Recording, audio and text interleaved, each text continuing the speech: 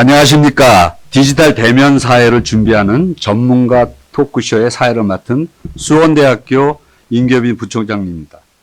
본 토크쇼는 과학기술과 사회연대 발전 일명 과사연과 과학문화융합포럼이 공동으로 주최하며 저는 현재 과사연의 공동대표를 겸직하고 있습니다. 일단 이 두 포럼에 대해서 제가 좀 소개를 좀 드리고 싶은 건데요. 과사연은 과학기술은 홀로 발전하는 게 아니라 사회 발전에 반드시 기여를 해야 된다는 취지로 과학기술의 애로사항 해결 등 과학기술 개발의 생태계를 조성하는 데 노력을 하고 있습니다.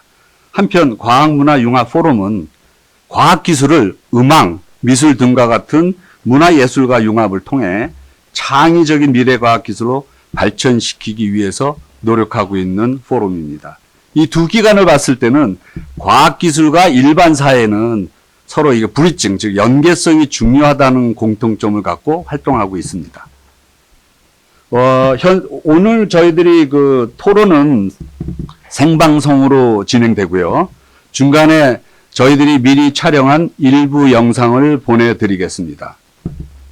소위 코로나19 팬데믹이라는 용어를 쓰는데 팬데믹 즉 범세계적 유행병이라는 뜻이죠.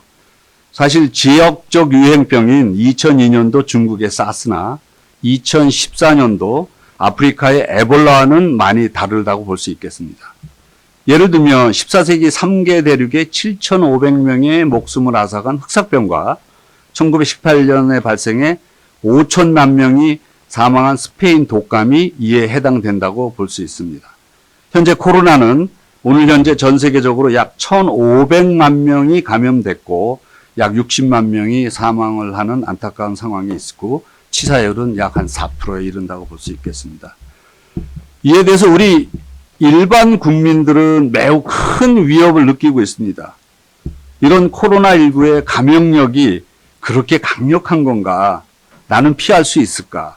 또 요즘의 첨단과학 시대에 치료제나 백신은 빠르게 개발될 것 같은데 왜 이렇게 오래 걸리는지, 또 어떻게 언제 가능한 건지, 아니 진짜 개발이 가능한 건지 이런 궁금증이 있습니다.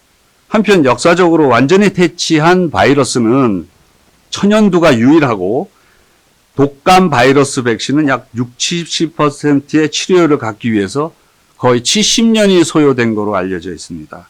이런 사실에 기초해서 봤을 때 이번 코로나19는 진짜 확실히 퇴치 가능한가 이런 게 저희들은 매우 궁금하다고 볼 수 있겠습니다. 또한 한편으로 치료는 치료고 우리의 생활은 어떤지 궁금합니다. 역사적으로 우리가 이러한 과거의 위기에 어떻게 대처했었으며 그 당시 안정화된 이후에 인간의 삶은 어떻게 변했을까? 그러면 이번 경우 우리의 일상생활은 앞으로 어떻게 변화될 건가? 이런 것이 굉장히 궁금해서 본 토론회를 개최하게 됐고요. 따라서 오늘 토크쇼의 주제는 코로나19 치료제 백신 개발은 언제 그리고 우리는으로 정했습니다. 오늘 패널에 참석하신 아주 귀하신 세 분을 소개해 드리겠습니다. 먼저 윤채옥 한양대학교 생명공학과 교수님. 교수님은 대학에서 바이오 분야, 특히 바이러스를 활용한 연구를 해서 많은 업적을 남기셨고요. 최근에는 미국 기업의 기술 이전을 하시고 아주 그 이후에 현재 바이오 벤처를 창업하고 운영하고 계십니다. 두 번째 우리 묵현상 법무처 신약개발사업단장님은요. 학부는 우리가 산업공학을 하셨는데 예전에는 컴퓨터 회사의 경영진으로서 역할을 하셨고 최근에는 바이오 벤처 CEO로 활동하시다가 현재로는 우리나라의 대표적인 3개 부처 신약개발에 관련 3개 부처가 공동으로 개발하는 법무처 신약개발사업단을 이끌고 계시면서 우리나라가 바이오 분야에 아직까지 이룩하지 못한 많은 엄청난 좋은 성과를 이룩하고 계십니다. 마지막으로 우리 홍성욱 서울대학교 생명과학부 교수님입니다. 아주 재미난 이력이신데요. 이분이 물리학을 학부를 하셨습니다. 근데 현재는 과학기술사 철학 전공을 하고 계신데요. 옛날에 그 대학교 다닐 때 이러셨답니다. 과학의 역사 자체보다는 과학의 역사를 통해 어떻게 더 괜찮은 사회를 만들 수 있을까에 큰 관심을 가지고 그때부터 이제 과학사에 대해서 이제 전공을 시작하셨다고 합니다. 이 아주 귀한 분 모신 것에 대해서 감사드리고요. 오늘 저희가 그 토크쇼를 본격적으로 시작하기에 앞서 금번 행사를 공동으로 주관하는 과학문화융합포럼의 김우식 이사장님의 축사 영상을 함께 보시겠습니다. 안녕하십니까. 과학문화융합포럼의 김우식입니다. 유례없는 코로나19 팬데믹으로 전 세계가 혼란에 빠졌습니다. 학교와 가정, 직장, 모든 산업 분야에서 이 어려움을 극복하기 위해 지금 최선을 다하고 있습니다. 이러한 시점에서 이번에 과학문화융합포럼과 과학기술과 사회발전연대가 온라인으로나마 토크쇼를 개최할 수 있어서 참 다행으로 생각합니다. 이번 행사가 코로나19 팬데믹을 하루빨리 극복하고 디지털 대면 사회의 도래를 앞당기는 절호의 기회로 활용하는 데 큰 도움이 되기를 바랍니다. 감사합니다.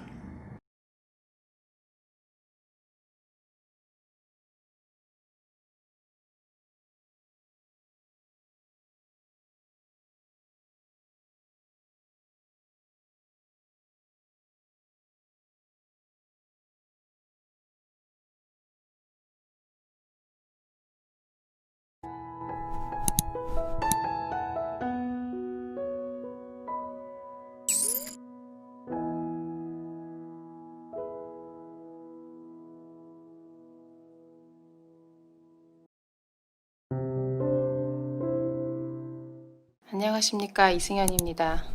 코로나19가 나에게 미친 영향, 나에게 어떤 의미인지에 대해서 짧게나마 동영상을 찍어보려고 생각을 하니 저희 집을 공개하는 수밖에 없을 것 같아서 부끄럽지만 공개하도록 하겠습니다. 아이는 8살, 5살 두 남아이고요. 자, 보시면 오늘 아침부터 지금까지 제가 계속 치운 게 지금 이 꼴입니다. 집이 장난감으로 폭발할 것 같습니다. 일상으로 돌아가기를 바라보겠습니다. 어휴.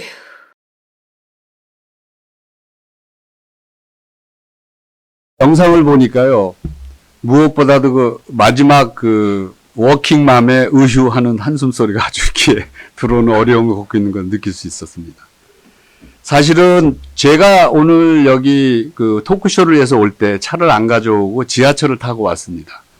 오늘 아시다시피 30도가 넘었는데요. 지하철 들어갈 때부터 안에 나올 때까지 지하철 안은 좀 낫습니다.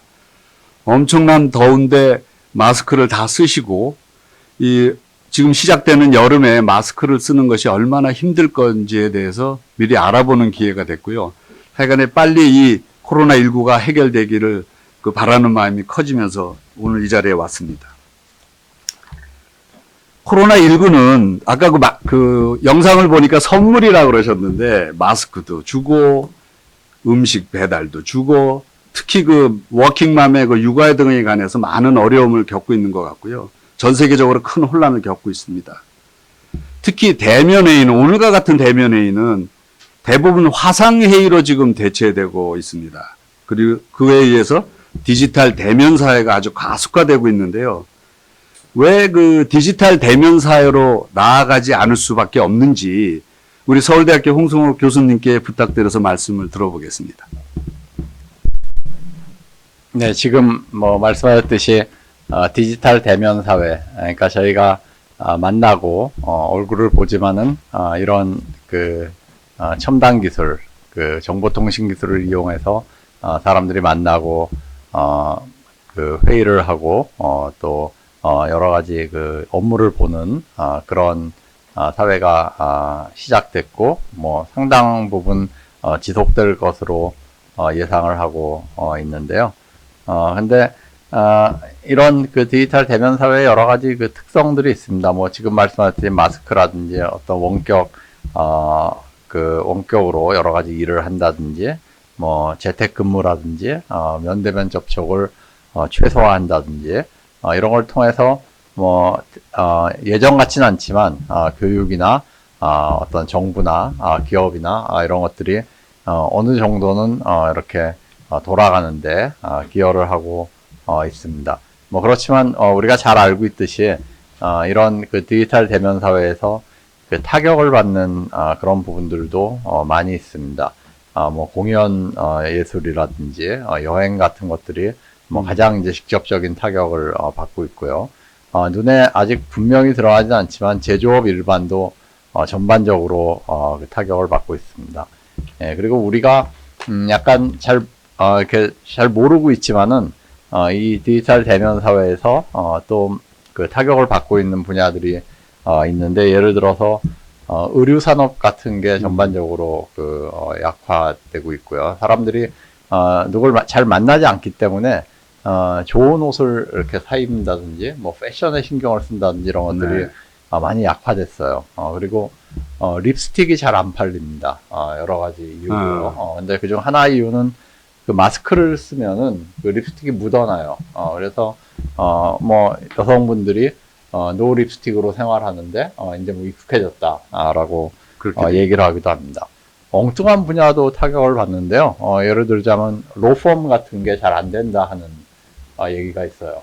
왜 그런지는 저희가 좀 생각을 해봐야 될 것 같은데, 사람들이 집에만 있어서 범죄를 안 저질러서 그러나 하는 이런 것도 있지만, 어쨌건 이렇게 송사가 전반적으로 많이 줄어들고 있는 이런 현상도 있고, 많은 로펌이 그래서 이 코로나 사태가 끝나면은 예를 들어서 이 코로나 사태 때문에 계약 위반되는 경우들이 굉장히 많았거든요. 근데 이제 그런 것들이 한꺼번에 그 법정으로 소송이 그렇죠. 될 것이다. 그러니까 이제 코로나 사태만 끝나면 우리는 돈을 벌 수 있다. 아마 이런 그 기대감에 있다 그래요. 거기까지 짐작을 할 수 있는데, 예를 들어서 과학 분야에서 전혀 실험을 하지 않는 분야인데 수학 같은 분야가 타격이 큽니다. 그래요. 수학 같은 분야가. 우리는 수학이라 그러면은 흔히 이렇게 책상에다가 종이 놓고 문제 푸는 것으로 생각을 그렇죠. 하는데요. 사실은 수학 분야에서 가장 중요한 거는 그 비슷한 연구를 하는 사람들끼리 아주 그 인텐시브하게, 굉장히 강하게 협력하는, 예, 그러니까 서로 모여서 2주건, 3주건, 한 달이건, 이렇게 같이 있으면서, 합숙하는. 예, 같이 있으면서, 공동 연구를 하는, 예, 이런 게 사실은 굉장히 중요했는데, 예, 그런 게, 잘 안 되니까, 예, 국제적으로 여행하고 이런 것도 힘들어지고, 또 모여서 토론하는 것도 힘들어지니까, 예, 그 타격이 굉장히 라는 얘기를 합니다. 그래서 우리가 이렇게, 예상할 수 없는 부분에서, 이렇게 사회가 잘 안 돌아가는, 예, 이런 부분들이 많이 있고요. 근데 또 한편으로는, 이렇게 새로운 기회가 열리기도 합니다. 예. 이거 중국의 사례지만은, 하나 사례를 들어보면요. 원래 중국에서 채팅에서 가장 이제 널리 알려진 게, 텐센트의 위챗이라는 프로그램이에요. 예. 모든 중국 사람들이 쓰는, 그런 프로그램이고, 알리바바에 이제 딩딩이라는 프로그램이 있었습니다. 근데 네. 그 딩딩이 270인가 할 정도로, 많이 안 썼던 프로그램, 앱이라 그래요. 근데 이번에 코로나 사태가 터지면서, 딩딩 프로그램의 다운로드가 1위로 올라갔어요. 근데 이유로 여러 가지를 꼽는데, 그 중에 한 가지는, 이게 그 여성들한테 온라인 화장을 제공을 한다고, 그럽니다. 그러니까, 집에서 이제 원격으로 근무를 하는데, 그 원격으로 밖에 나가지도 않는데 근무하는데, 그 화장을 또 다 하고 하는 게 여간 불편한 게 아니거든요. 근데, 이 딩딩 프로그램을 쓰면은, 그 앱 자체 이렇게 얼굴을 보여주는 순간에, 예쁘게 화장을 한, 그런 얼굴이, 이렇게 딱, 자연히 볼 수 예, 있는. 송출이 돼가지고요. 말을 할 때도, 예, 그 화장한 그 모습이. 그래서, 그런 이유 때문에, 지금 말씀하신 이제 디지털 대면 사회에 아주 적합한, 예, 네. 그런, 프로그램이 됐던 거죠. 그래서, 이렇게 기존에 잘 나가던 어떤 분야들, 잘 나가던, 기업이나 영역들이 어려움을 겪고, 고충을 겪고 있지만, 또 엉뚱한 데서, 이렇게 새로운 기회가 생기고, 새로운 가능성들이 만들어지는, 네. 그런 이제 양가적인 측면이 있는 것이 어떤 디지털 대면 사회의 그 중요한 속성이 아닌가 생각됩니다. 지금 얘기하신 거 보니까 진짜 예상하지 못한 것이 생기고 또 처음 겪어보는 것들이 그런 사회 현상들이 만들어지고 있는 것 같습니다. 특히 놀란 거는 아까 그 수학이 왜 그런가 봤는데 합숙으로 열심히 연구를 못하니까 수학 쪽이 어려워지고 과학도 사실은 약간 그런 면이 없지 않나 생각이 좀 들고요. 이 문제는 이 코로나19 바이러스가 이게 너무 세서 그런 거 아닌가. 그래서 이 코로나19 바이러스는 왜 이렇게 강력한 걸까요? 그리고 이 바이러스는 도대체 무엇인지 우리 바이러스 전문가이신 윤채혁 교수님께 한번 여쭤보겠습니다. 네. 바이러스는 자가 복제를 하기 위해서 살아있는 숙주에 침입하는 기생 유전 물질입니다. 복제를 하고 진화를 하는 측면에서는 생물의 특징을 가지고 있지만 그 자체로서는 복제가 안 되고 복제를 하기 위해서는 숙주에 감염해야만 되는 그런 특징 때문에 무생물로도 분류가 됩니다. 그래서 매우 독특한 그런 그 개체라고 볼 수가 있는데요. 생물의 특징과 무생물의 특징을 함께 가지고 있고요. 또 구조가 매우 적습니다. 적기 때문에 자기 속에 가지고 있어야 되는 유전 물질의 양도 굉장히 적을 수밖에 없죠. 한 예를 들면 저희가 여행을 갈 때는 집안에 있는 모든 물건들을 다 가지고 갈 수 없고 작은 여행 가방에 아주 최소한 생존에 필요한 물건들만 집어넣게 되는데요. 바이러스는 우리가 생각할 때 이런 작은 구조 때문에 여행 가방으로 비유가 될 수 있습니다. 그래서 매우 공간이 적기 때문에 최소한으로 자기가 증식하고 복제하는 데 필요한 유전자만 가지고 다닐 수가 있는 거죠. 예. 이렇게 되면 그 여러 가지 이제 유전 물질이 증식하는 동안에 돌연 변이가 많이 일어날 수밖에 없는데 일반 세포들은 이런 일어난 돌연 변이를 수정하는 그런 수정 단백질이 존재를 합니다. 그래서 다시 잘못된 유전 물질을 다시 정상으로 복귀를 시킬 수가 있는데요. 바이러스는 구조가 너무 적고 공간이 협소하기 때문에 이런 수정 단백질을 가지고 있을 수가 없습니다. 그래서 이러한 특징 때문에 바이러스 증식 시 일어나는 돌연 변이를 수정할 수가 없어서 돌연 변이가 매우 높게 발생하는 그런 특징이 있습니다. 네. 이렇게 돌연 변이가 많이 생긴다고 하는 것은 진화적인 측면에서 굉장히 재미난 그런 특징을 갖는데요. 일반적으로 많은 변이체가 있을 때 그 환경에서 가장 적합한 것이 살아남게 됩니다. 이것은 그 유명한 다윈의 적자 생존에서 우리가 알 수 있죠. 그래서 굉장히 많은 변이체 중에서 살아남은 바이러스만이 진화적으로 계속 생존하게 되는데요. 여기서 또 재미난 거는 바이러스는 숙주 안에서만 증식이 되다 보니까 그 숙주, 어떻게 보면 우리 인체가 되겠죠. 우리 인체가 바이러스를 생산하는 공장으로서 활용될 수밖에 없다는 거죠. 그래서 바이러스가 너무 강력하면 이렇게 자기를 증식해야 되는 공장을 빨리 죽여버리기 때문에 실제적으로 바이러스를 퍼뜨려서 지속적으로 진화할 수 있는 능력이 적습니다. 이거는 이제 전파 가능성이 낮게 되는 거죠. 반대로 바이러스가 너무 약하면 숙주의 면역 체계라든지 또 그 외에 여러 클리어런스 메커니즘에서 쉽게 제거가 돼 버리기 때문에 그러면은 바이러스가 더 이상 생존하지를 못합니다. 그래서 이런 두 가지 아이러니가 존재하고 이런 특징에서 볼 때 코로나 바이러스는 매우 진화적으로 잘 발달된 바이러스라고 생각이 됩니다. 코로나 바이러스는 여기 보시다시피 전자현미경 사진을 보면 그 원 주변으로 뾰족뾰족하게 튀어나온 부분이 화려하네요. 있는데요. 네, 화려하죠.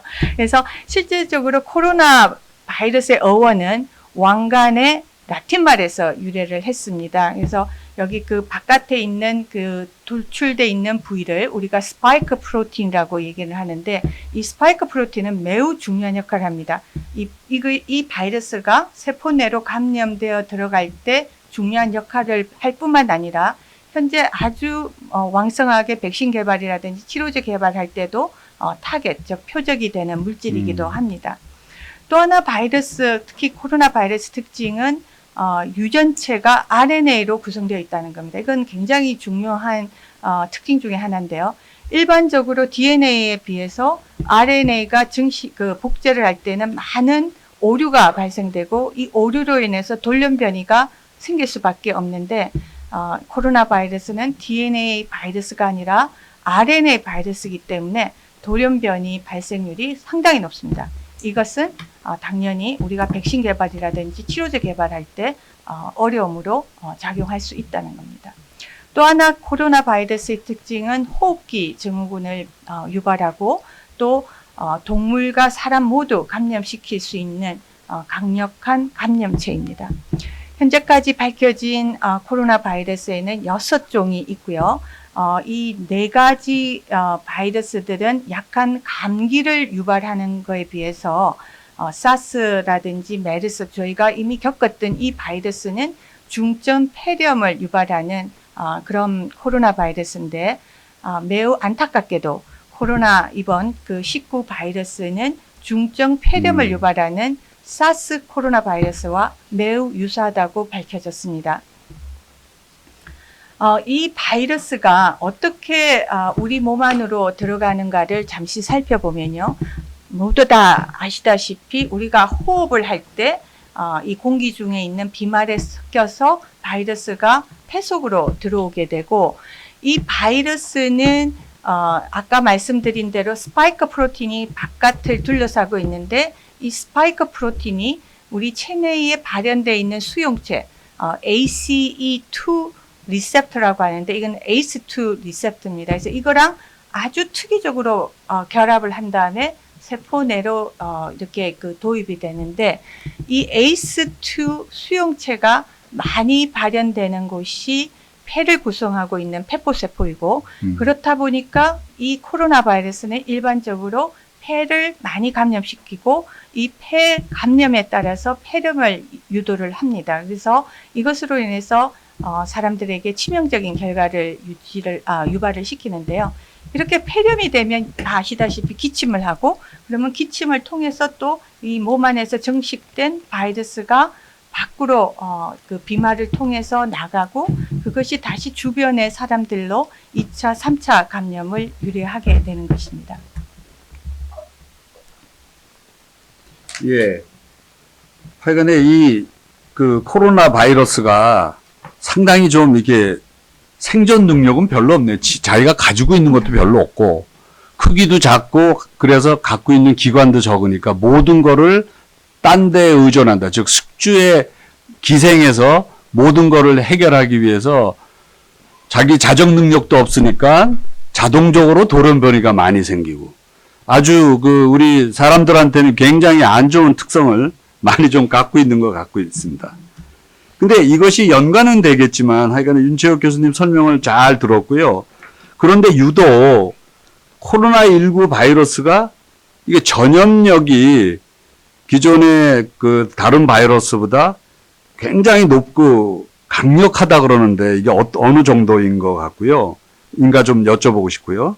그 이전에 경험했던 방금 말씀하신 메르스나 사스와는 무엇이 어떻게 다른지 그거를 좀 구체적으로 좀 설명 좀 부탁드리겠습니다. 네, 제가 이 질문을 위해서 몇 가지 자료를 준비했습니다. 보시다시피 이 코로나 바이러스의 전염성과 전염 속도가 매우 빠른데요. 그 이유 중에 하나는 아까 말씀드린 그 ACE2 수용체하고 그다음에 코로나 바이러스의 스파이크 프로틴이 결합하는 능력이 타 바이러스 대비해서 굉장히 높습니다. 특히 우리가 이미 겪었던 사스 바이러스 대비해서는 10배 이상 강하기 때문에 강하게 결합을 한다는 것은 그만큼 세포 내로 훨씬 더 잘 들어갈 수 있다는 얘기죠. 그래서 상당히 높은 전염성과 전염 속도가 빠르게 됩니다. 또한 이 바이러스는 공기 중에 노출이 됐을 때도 상당히 오랫동안 살아남는다고 이미 보고가 됐고요. 그래서 공기 중에서 약 3시간 이상 살아있기 때문에 우리가 마스크를 써야 되는 이유도 여기에 있습니다. 특히 공기 중에서 코로나 바이러스가 그 농도가 2분의 1씩 감소되는 반감기를 보면 약 66분, 1시간 이상이라고 밝혀졌는데요.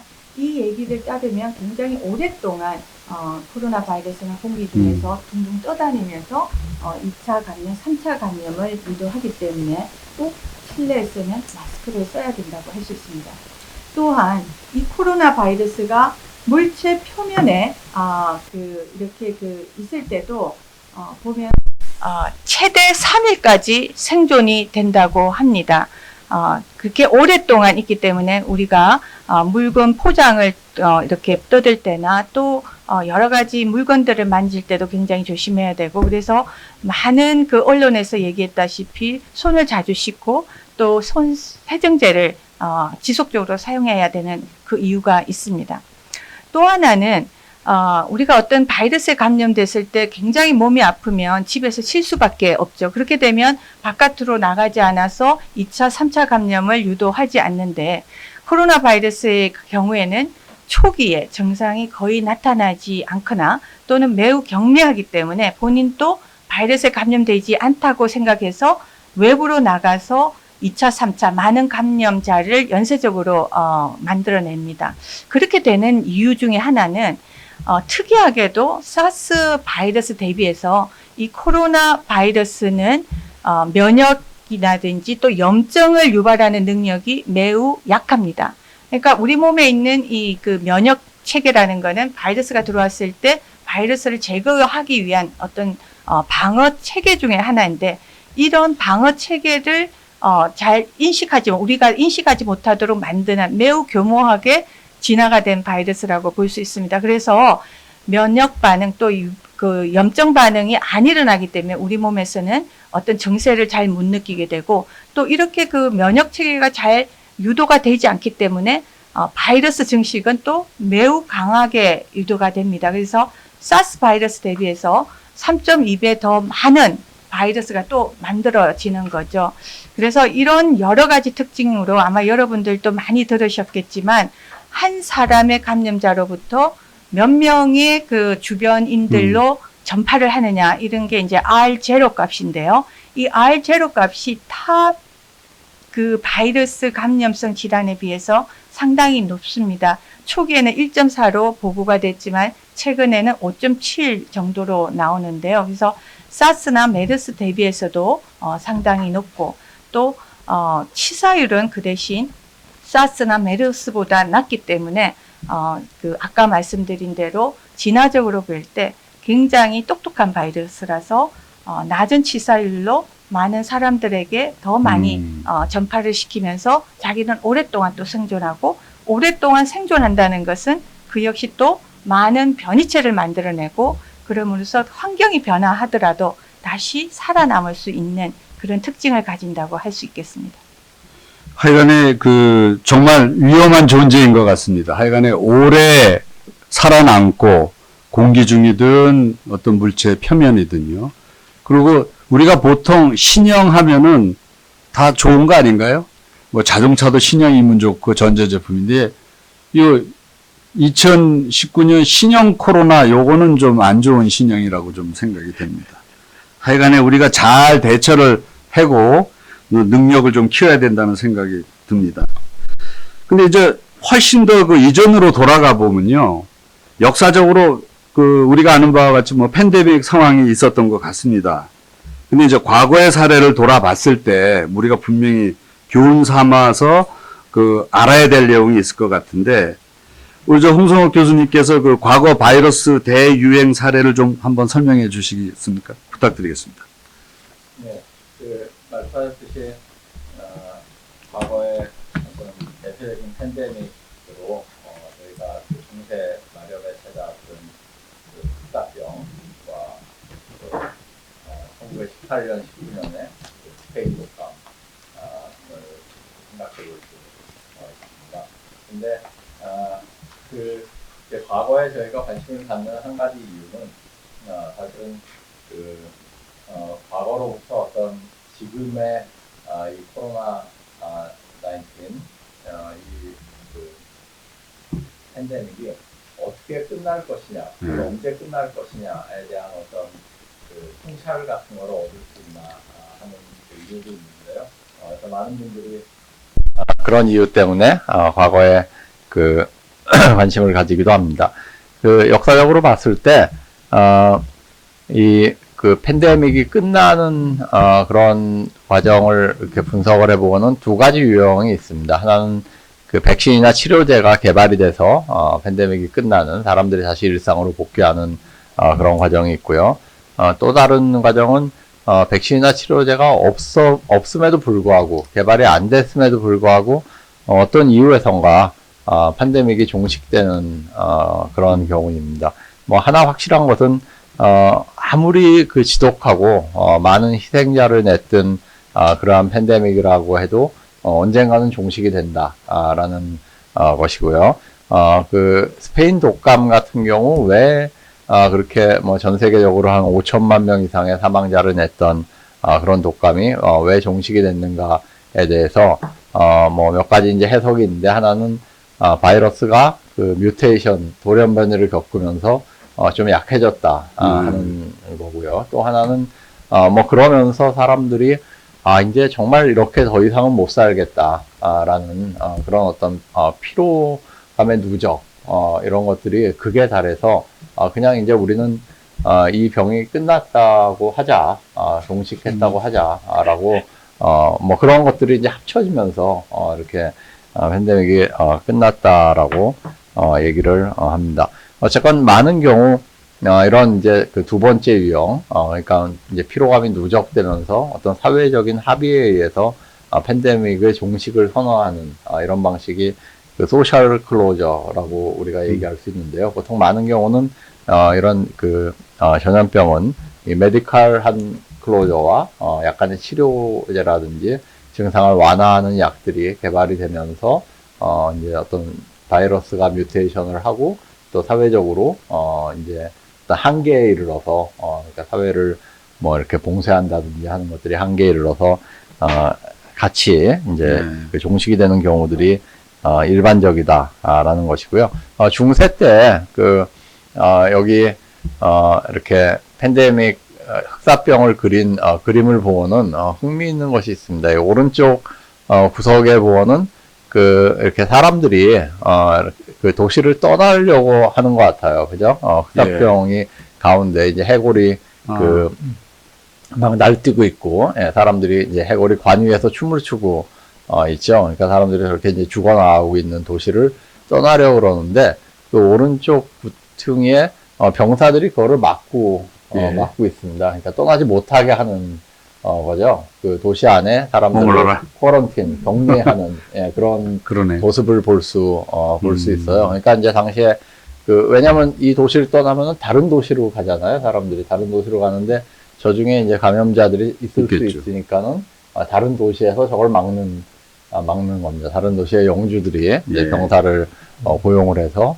이제 성문을 지키고 하는 이런 모습을 볼 수가 있는데요. 사실 그 밑에 그림은 이제 중국의 우한입니다. 우한시의 기차역의 그림인데, 사람들이 못 떠나게 이제 경찰이 지키고 있는 그런 똑같네요. 모습이죠. 그러니까 이제 비슷한 그런 것을 우리가 볼 수 있죠. 과거에 일어났던 일이 지금에도 팬데믹의 경우 이제 비슷하게 반복이 되고 있다 하는 것이고요. 여기서 봤듯이 그 위에 같은 경우는 이제 영주가 병사를 사거나 모집을 해서 그 영주의 권력이 강화되는 이런 모습을 볼 수가 있는데, 밑에는 어쨌건 이런 식의 통제나 이런 어떤 규제를 통해서 국가 권력이 강화되는 모습을 또 볼 수가 있습니다. 그러니까 우리도 사실은 평소에 같으면 하기 굉장히 힘든 여러 조치들, 개인 정보를 뒤진다든지, 그래서 제가 어디 갔다 이런 것에 대해서 거짓말을 하면 처벌을 한다든지, 뭐 이런 일들이 사실은 지금은 이제 가능해지는 상황 속에서 살고 있죠. 그래서 이제 팬데믹 기간에 어떤 국가 권력을 가진 자의 그 힘이 더 강화되는 경향이 있고, 이게 이제 특히 스페니시 독감, 18년, 19년에 스페니시 독감은 그것이 지나고 난 뒤에 유럽에서 뭐 이탈리아나 독일 같은 데서 그 파시스트 정권들이 음. 이렇게 등장하는데 한 몫을 하지 않았나 하는 그런 역사적인 해석도 있습니다. 예, 또 다른 공통점으로 그 스페인 플루 같은 경우 사망자를 이렇게 비교해 보는 이제 미국에서의 그 사망자를 나타낸 그래프인데요. 이게 그래프가 뭐를 이제 어떤 수치를 보여주는 거냐면은 그 흑인의 사망률과 백인의 사망률의 차이를 보여주는 네. 그래프입니다. 근데 1918년이 되면은 그 차이가 껑충 뛰어요. 그러니까 이 얘기는 1918년에 18년, 19년 요 무렵에 훨씬 더 많은 흑인들이 죽었다라는 얘기입니다. 근데 사실 지금 미국에 이제 코로나의 통계를 보면은 그 흑인이라든지 취약계층, 그 빈민이라든지 이런 사람들이 훨씬 더 많이 그 코로나에 희생이 되고 있거든요. 평상시보다 거의 한 3배 정도 튀는 예, 거거든요. 예. 그러니까 뭐 이제 지금도 사실은 비슷한 일들이 네. 일어나고 있는 거죠. 이런 부분도 사실 역사적으로 과거에 있었던 팬데믹과 지금의 팬데믹이 어떤 공통점 중에 하나라고 볼 수가 있습니다. 예, 마지막으로 제가 그 말씀드리고 싶은 거는 근데 이건 또 다른 이제 차이인데요. 이거는 이제 그 스페인 독감 때는 지금은 사실은 코로나에 가장 취약한 계층이 노인 계층입니다. 60세 이후부터 사망률이 급증을 하는데요. 20대들은 사실은 사망률이 아주 낮습니다. 코로나 같은 경우. 근데 이 스페인 독감은 20대, 30대가 가장 많이 죽었어요. 가장 그 젊은 층이 이 사망률을 나타낸 그래프인데 가장 많이 죽었고, 오히려 70대, 80대로 가면은 60대, 70대, 80대는 사망률이 뚝 떨어집니다. 뭐 이거에 대해서도 이제 여러 가지 그 해석이 있는데요. 왜 20대들이 이렇게 취약했냐라는 것에 대해서 그 19세기 말에 그 큰 독감이 한번 돕니다. 굉장히 지독한 독감이 도는데 이제 이 스페인 독감 때 노인들은 그 독감을 젊었을 때 경험을 했다는 거죠. 네. 경험을 해서 일종의 뭐 면역 비슷한 게 약간의 면역이 생겨 있는 상태에서 이제 스페인 독감을 맞았던 거고 20, 30대는 당시에 그런 게 없었다라는 거죠. 그러니까 지금은 사실은 코로나에는 노년층이 굉장히 취약한데 스페인 독감 때는 오히려 노년층이 아니라 젊은이들이 그 타겟이 됐다라는 것도 하나의 차이라고 볼 수 있습니다. 예. 제가 마지막으로 말씀드리고 싶은 거는, 그런데 그 역사를 통해서 항상, 이렇게 취약한 계층, 약자들이, 이렇게 어떻게 보면 이 팬데믹에 희생이 되느냐, 꼭 그것만은 아니다라는 겁니다. 팬데믹이 거꾸로 약자들에게 힘을 준 이런 경우도 많이 볼 수가 있는데요. 뭐 대표적인 게 이제 중세 흑사병입니다. 중세 흑사병은 정말 많이 죽었어요. 유럽의 경우는 뭐 인구의 거의 한 3분의 1 정도가 죽었다라고 볼 수 있을 정도로 많이, 독일 같은 경우는 뭐 한 40% 정도, 네. 막 어떤 도시나 이런 데는 뭐 절반 이상이 죽고 막 이런 도시들도 있을 정도로 정말로 아주 끔찍한 그런 병이었는데, 어쨌건 이 병이 지나갑니다. 지나가고 결국 이제 다시 병이 사라진 그런 세상을 맞게 되는데, 근데 그때 살아남았던 농민들은 어떤 생각을 하냐면은 우리가 살아남은 것은 신의 뜻이다라는 생각을 해요. 우리는 신에 의해서 선택된 자들이다 라는 생각을 하고, 그래서 이들이 예를 들어서 영주의 말을 안 듣습니다. 안 듣기 시작을 해요. 예. 우리는 신에 의해서 선택된 사람인데 뭐 영주의 말을 우리가 들을 리가 들을 없다. 필요가 뭐가 있냐. 그리고 의회에서 세금을 내라는 그런 말도 듣질 않습니다.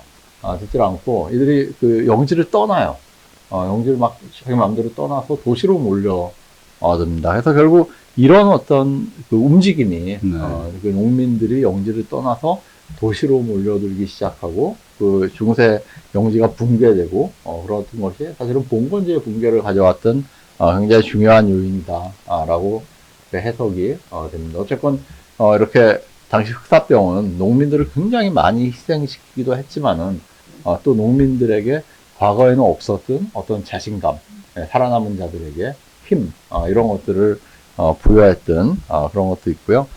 지금 사실은 뭐 우리도 이제 그 국가의 지원금, 그 예. 비상사태에 대비하기 위한 그 지원금들을 받고 그랬지만은 사실은 이러한 어떤 국가의 지원 이런 것들이 좀 기본소득의 어떤 전초가 아니냐, 그러니까 새로운 종류의 어떤 복지 정책의 전초가 아니냐라는 그런 그 논의도 있듯이 이게 또 좀 우리 사회 코로나가 취약계층을 굉장히 힘들게 하고 그러고 있지만은 또 다른 한편으로는 이들을 위한 어떤 새로운 정책 같은 것들의 그 하나의 모델이 될 수 있는 이런 것들도 지금 일어나고 있지 않나라는 생각을 해볼 수도 있습니다.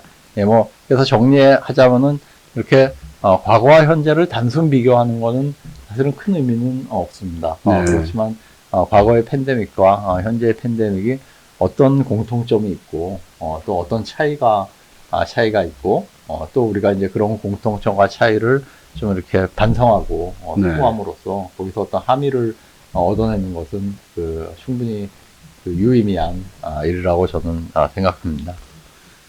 그 지금 말씀하신 것처럼 참 그때 그 시대적인 상황 그리고 어떤 사건이 일어났을 때 그 전에 어떤 일이 있었는지 이런 것들이 다 연관되는 즉 역사 얘기 같습니다. 근데 제가 느끼기에는 그 희망도 있고 또 우리가 경계해야 되는 것도 있고 두 가지가 있는 것 같아요.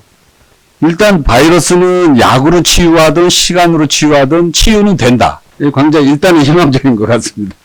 우리가 뭐 하여간 치유된 세상에 살아남을 수 있을 것 같고 또 하나는 약자라고 해서 큰 피해만 보는 게 아니라 오히려 약자가 자신감을 얻을 수 있는 기회도 있을 수 있다. 이거는 뭐 사회 전체로 봐서는 굉장히 좋은 현상이라고 생각합니다. 단 우리가 국가 권력이 너무 강화되거나 이런 거에 대해서 우리가 약간은 경계를 하고 우리가 서로가 서로를 좀 존중하면서 가는 그런 거를 좀 생각해 볼 여지에 대해서 역사적으로 아주 설명을 잘 해줬습니다. 그러니까 아주 흥미롭고 재미있는 얘기, 처음 듣는 얘기 감사드립니다. 사실 이제 결론은 뭐 없어지긴 하지만 우리의 문제는 이거 뭐 20년 후에 없어지고 이러면 안 되지 않습니까? 이거 이제 빠른 시간 내에 이제 해결을 해야 되는데 쉽지는 않은 것 같습니다. 그래서 이번 코로나19도 이러한 어려운 상황이 마찬가지일 것 같은데 묵현선 단장님 이쯤 되면은 우리가 이게 이제 국민이 가장 궁금해 하시는 게 자, 이제 국내에서는 수백 개의 기업이 치료제나 백신 개발에 매달리고 있다는데 과연 그 백신이나 치료제가 언제쯤 개발될 것 같은지 만약에 잘 안 될 것 같으면은 좀 안 된다고 얘기를 좀 해주셔도 되고 과연 또 가능한지 이거에 대해서 좀 고견 좀 부탁드리겠습니다. 네, 그럼 지금부터는 이 과학으로 우리 코로나19 백신과 치료제들을 어떻게 상대해야 될지에 대해서 말씀을 드리겠습니다. 먼저 백신을 먼저 말씀을 드릴게요. 저 화면 보시면 코로나19 백신 개발 현황이 나와 있습니다. 여기 보시면 이 백신 플랫폼이라는 것은 크게 4가지 형태의 백신 개발 플랫폼이 있습니다. 플랫폼이라는 것은 백신 개발 방식이죠. 제일 많이 쓰는 방식이 예전부터 아주 오래전부터 쓰던 그 방식이 불활화 백신이라고 맨 밑에 나와 있습니다. 옛날 제너 박사가 종두법을 개발했던 바로 그 백신입니다. 바이러스를 죽여서 우리 몸에 집어넣어서 항체를 만들어내는 그 가로 속에 12%라고 들어있는 것은 현재 개발되고 있는 그 임상 시험에 들어가 있는 백신의 퍼센티지입니다. 불활화 백신이 있고 두 번째가 밑에서 두 번째 바이러스 벡터 백신이 있습니다. 이건 이제 다른 바이러스 속에 코로나19의 유전 물질을 집어넣어서 백신을 만드는 방식입니다. 그리고 그 위에가 핵산 백신이라 해서 메신저 RNA나 또는 DNA를 이용한 그런 백신입니다. 그리고 맨 위에 있는 합성 단백질 백신이 항원을 그러니까 코로나 바이러스에 들어있는 특수한 단백질을 추출해서 이 단백질을 우리 몸에 주사함으로 해서 백신이 만들어지게 되는 그런 네 종류의 플랫폼이 있습니다. 이 중에 비율을 보시면 합성 단백질 백신이 43%로 가장 많고 불활화 백신이 12%로 가장 적습니다. 이런 네 가지 타입이 되고 있고 세계적으로도 보면 이 합성 단백질 백신인 노바백스라는 미국 회사가 열심히 개발하고 있고 국내에서도 SK 바이오사이언스가 개발을 하고 있고요. 핵산 백신이라 하는 것은 이 DNA 또는 RNA를 이용한 아주 특수한 백신입니다. 그래서 미국의 모더나사 그리고 미국의 파이저 그리고 역시 미국의 이노비오 같은 회사들이 이 새로운 백신을 만들고 있고 우리나라에서도 제넥신에서 임상시험을 현재 진행하고 있지요. 그리고 바이러스 벡터 백신은 영국의 아스트라제네카가 옥스퍼드 대학하고 함께 개발하고 있습니다. 그리고 끝으로 불활화 백신, 가장 오래된 전통적 방식이죠. 중국의 시노팜, 우한에 존재하고 있는 시노팜입니다. 우한이면 이 시작됐다고 알려져 있는 병주고 약 주는 그런 스타일 같습니다. 이 네 종류의 백신 타입이 있는데 이 중에 맨 위와 맨 아래쪽은 인류가 여태까지 적용해왔던 백신 타입인데 반해서 이 핵산 백신과 바이러스 벡터 백신은 아직까지 인간에 적용된 적이 없는 굉장히 새로운 테크놀로지입니다. 그래서 이 새로운 테크놀로지 두 가지가 적용된 것, 그리고 가장 오래된 기술 두 가지가 적용된 네 가지 방식으로 지금 인류는 코로나19 바이러스에 공격을 하고 있습니다. 그럼 언제쯤 백신이 나올 거냐에 대해서는 굉장히 얘기가 엇갈립니다. 대표적으로 미국에서 나오는 이야기는 우리 트럼프 대통령을 필두로 올해 안으로 나온다. 미국 대선이 11월 달에 있기 때문에 그러리라고 생각을 합니다. 그런데 반해서 과학자들은 그렇게 빨리 나오기는 어렵다라고 말하고 있고 세계적으로 백신 메이커로서 유명한 머크앤코 MSD로 알려져 있는 이 회사의 회장께서는 프레이저 회장께서는 2021년 연말까지는 절대 안 나온다. 뭐 이래 공식석상에서 말씀을 하셨어요. 이걸 비춰보면 이게 빨리 나올까? 오래 걸릴까? 이런 이제 의구심들이 드는데 저희 범부처 신약개발사업단에서 지금 현재 전 세계에서 진행되고 있는 890개의 백신 임상시험들을 보고 진도가 빠른 부분 15개를 분석을 해본 결과 올해 중에 나온다는 말도 일리가 있고 내년 연말이 돼야 나온다는 말도 일리가 있습니다. 임상 3상을 해서 최종적으로 이 백신이 효과가 있다라고 판정하는 기준이 여러 가지가 있겠습니다만 가장 일반적으로 사용되는 기준이 건강한 사람들에게 접종을 해서 이 사람들을 이 바이러스가 우글우글한 소사이어티에 커뮤니티에 풀어놨을 때 1년 후에 이 사람들이 몇 명이 걸렸는데 백신 접종한 사람들은 얼마나 안 걸렸는지에 대한 비율을 결정을 하는 게 일반적인 백신의 유효성을 평가하는 기준입니다. 이걸 볼 때 그 기준을 6개월 후에 볼 건가, 1년 후에 볼 건가, 아니면 과거처럼 2년 동안 볼 건가에 따라서 허가를 내주는 기준이 달라질 것이라고 보여집니다. 그래서 1년 동안 이 사후 관리 그리고 이 사람들이 걸리나 안 걸리나 확인을 하는 정도라면 내년 8월 달에 안전한 그런 백신이 허가받고 시장에 나올 것이고 서둘러서 우리 6개월 내에 보자 그러면 올해 연말에도 출현은 가능하리라고 보여집니다. 그러나 제가 객관적으로 볼 때 올해 연말까지 땡기기는 뭐 굉장히 어려울 것 같고 한 1년 정도의 그 백신을 접종한 이런 상황을 보고 결정을 내리는 게 가장 합리적인 결정이 아닌가 보고 있고요. 오늘 현재 7월 21일 오늘 현재 한 종류의 백신이 임상 3상에 착수를 했습니다. 이 휴먼이 주사를 맞기 시작했고요. 2개의 백신이 이달 말까지 임상 3상에 들어갑니다. 바꿔 말씀드리면 아무리 넉넉히 잡아도 내년 7월이 되면 이 백신 3가지 그리고 앞으로 쭉 따라올 나머지 한 15개 정도의 백신에서 성공하는 확률은 뭐 한 50% 이상은 되지 않겠나 봐서 우리 앞으로 1년 동안 뭐 짧게는 6개월 동안 사회적 백신 바꿔 말씀드려 거리두기 마스크 열심히 쓰기 위험한데 안 가기 노래방 같은데 안 가고 이런 것만 조심해서 지내면 큰 리스크 없이 팬데믹을 넘어갈 수 있을 것이다 보고 있고요. 또 이어서 이 치료제 개발 현황에 대해서도 말씀을 드리겠습니다. 치료제는 그 화면에 보시는 것처럼 이제 치료제 개발 현황이 있는데 치료제도 뭐 여러 가지 이 치료제 그 방식이 있을 것입니다. 이 중에 가장 많이 세계적으로도 많이 사용되는 게 항염증 치료제, 두 번째가 항바이러스 치료제, 그리고 항체 치료제. 뭐 이런 부분들이 이제 세계적으로 개발이 되고 있습니다. 이 중에 우리나라에서 지금 열심히 노력하고 있는 게 항바이러스제가 위에서 두 번째 칸에 있죠.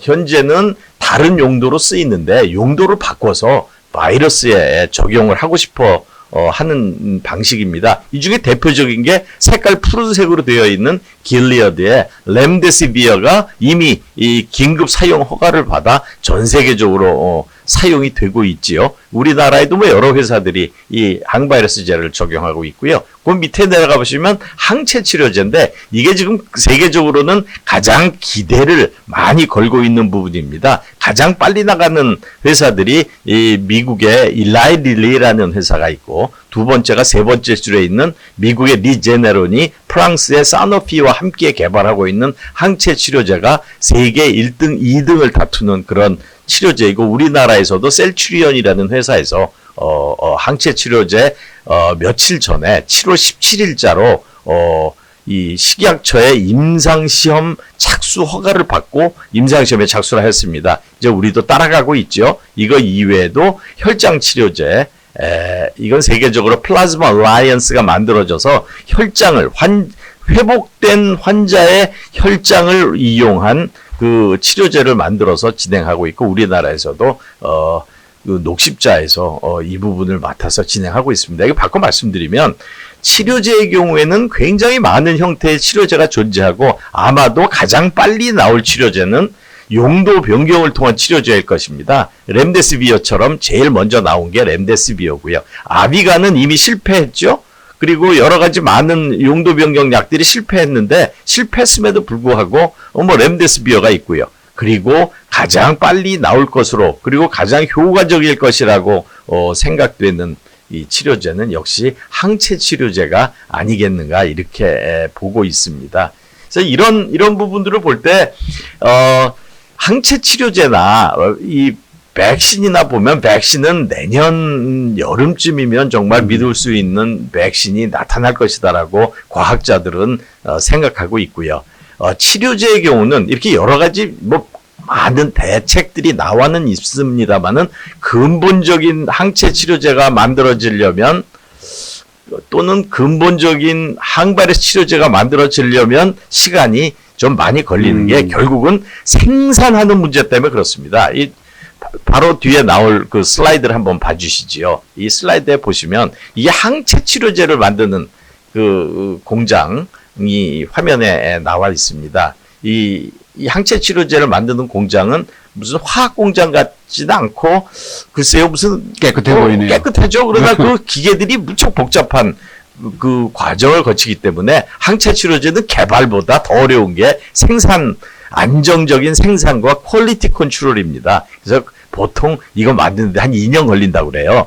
그러니까 임상시험을 하는 과정에서 이걸 맞춰 나가다 보면 아무리 빨리 하더라도 허가받고 우리들 인체에 적용하기 위해서는 아마 한 지금부터 빠르면 1년 반, 늦으면 2년, 그래서 2022년 초 뭐 정도 돼야 그 우리에게 적합한 원천적인 치료제가 나타나지 않을까 그래 보고 있습니다. 그러나 여러분들 두려워하실 건 없는 게 결국은 이 코로나 19이라는 이런 바이러스는 우리가 그 사회적 거리두기, 마스크 잘 쓰기, 위험한데 안 가기 이 세 가지를 통해서도 대부분 막을 수 있고 설사 그렇지 못하다 해도 좋은 치료제들이 현재 렘데시비어를 비롯한 몇몇 치료제들이 존재하고 있고 내년 여름이 되면 백신들이 출현할 것이고 그러니까 너무 두려워하실 건 없다고 보고 있습니다. 자, 힘내시고